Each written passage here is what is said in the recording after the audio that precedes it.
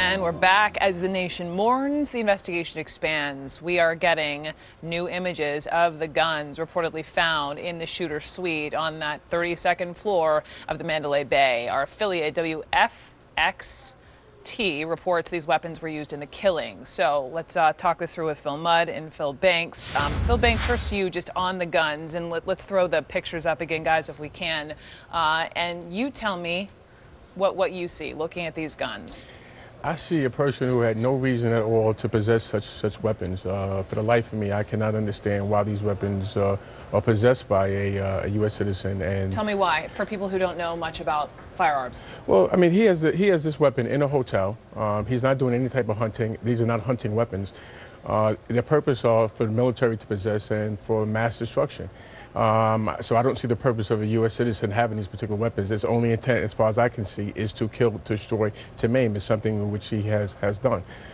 So someone would have to explain to me, why would somebody have those particular weapons who are not working for the government, not working in any type of military or law enforcement capacity to possess these particular weapons? I have never known a reason for them to exist other than to destroy. 23 guns. 23 found in that Mandalay Bay room, 19 others found back home. Listen to Kyung La reporting she's been in one of these gun dealerships in Utah. Apparently he bought from multiple states, multiple shops over the course of weeks and months. There were tripods, there were scopes, there was a computer in the room. He brought them all in over the course of time in suitcases. You're an investigator. What are you asking? Boy, there's a lot of pieces. I'd be afraid someone, as a viewer, is going to look at these in isolation, look at these guns, or look at what happened in terms of his relationship with the girlfriend. That's not how this business works. You've got to look at it together. You can almost think of it as a timeline. Think of the timeline in terms of the purchases of weapons, for example. And also, now that we know we have a computer, what's the timeline in Google searches? Let me overload the timeline on things like emails and texts. We know it's from his family that he was a text messenger. Lay that over as well. Then I'm going to start overlaying interviews. What did he say 3 months ago? What did he say last month? And in combination, I want to see two things. Number one, where does that timeline not match up? A friend says he seemed odd, and that matches up, for example, I'm not saying it happened, but for example, with a Google search. Yeah. Or a friend says, I don't know anything, and we see text messages to that friend at the same time.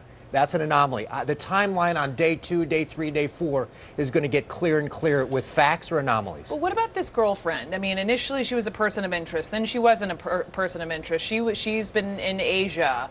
Suddenly, and I'm not connecting the two, but you know, this $100,000, according to reports, he wired to the Philippines. She's apparently a Philippine national.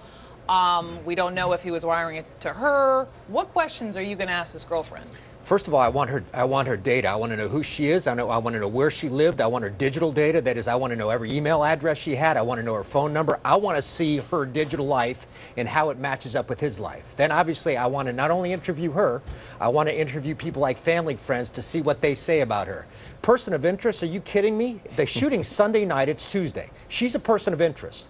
And believe me, outside the family members who lost family in that event, the family members who are part of the family of the shooter, let me be blunt, I don't believe anybody. I want to show me the money. I want to see the facts, and I want to see how the facts accord with what we find in his digital life before I take somebody's name off the table. Back to the guns, and I'm still hung up on this number of 42, 23 plus 19, hotel versus home, and that's of what's been reported. And apparently all purchased legally. The man had no criminal history other than some minor traffic violation that was settled in the court, so he did this, you know, above the law. How do you buy 42 guns? In this country, very easily. But Brooke, I want to be clear. I do think, because I think Ryan brought up a very good point. Here was a person who would probably pass any existing law now, certainly, and any proposed law in front of Congress now. So the act that he was looking to carry out, he would have been able to carry it out no matter what legislation that's existing or proposed. So I just want to particularly put that into context. Now, I do support tougher gun control laws. I do certainly universal checks. But I think the bigger issue is that what is this fascination that United States citizens have with mass destructions and these incidents that we've seen, whether it's Columbine, whether it's Sandy Hook.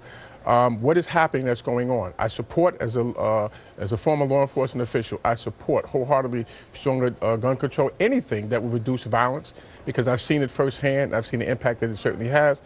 But certainly, I'm not so sure that the tougher laws as proposed would minimize the atrocities that we saw that took place I in hear Las you, Vegas. and you know your guns, you know, law enforcement. I know a lot of critics would disagree, and we're going to have those conversations down the road. Today, it is about the investigation, and it is about